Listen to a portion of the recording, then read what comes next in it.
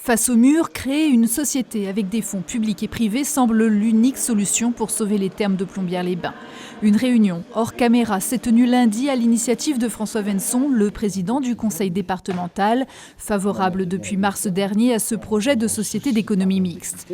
En l'absence de repreneurs acceptant de s'engager immédiatement, les représentants de l'État, la région et la commune se sont entendus sur un accord de principe tout en émettant certaines réserves, notamment concernant la présence dans la SEM de Bernard Ben Saïd, le propriétaire des murs et des structures hôtelières et thermales, toutes deux en grande difficulté financière et dont le sort devrait être tranché par la justice en novembre prochain.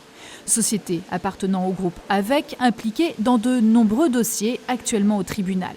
Pour être concrète, la SEM serait composée de la société immobilière du groupe AVEC, autrement dit les bâtiments qui composent les thermes, et complétée par un capital constitué de fonds publics suffisamment conséquent pour que les collectivités soient actionnaires majoritaires. Il faudrait qu'entre collectivités, villes, régions, départements, on soit très rapidement en mesure d'apporter 2 millions, ce qui est faisable. Ensuite, il y aura tout un train d'investissements engagés qui sont de l'ordre de 10 à 20 millions environ.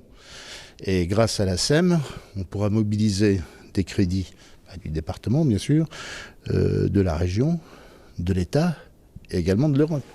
Pour rouvrir Calodae, le spa, et procéder à une montée en gamme de l'hôtel-restaurant, on évoque des sommes allant jusqu'à 30 millions d'euros.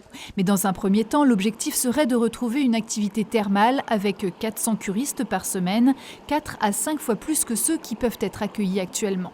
Au vu des difficultés financières de l'établissement thermal, le temps presse et un engagement de principe par écrit favorable au projet de SEM est demandé aux différentes parties prenantes. Christophe Negelen, député et élu régional présent à la réunion, reste sceptique au vu du nombre d'éléments qu'il manque actuellement pour concrétiser la démarche.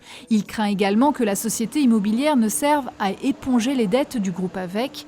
Quant à Lydie Barbeau, la maire de la commune, également contactée par Nos Soins, elle explique être d'accord sur le principe, mais attendre l'évaluation de la valeur des bâtiments et connaître la répartition des sommes que chacune des collectivités devront débourser.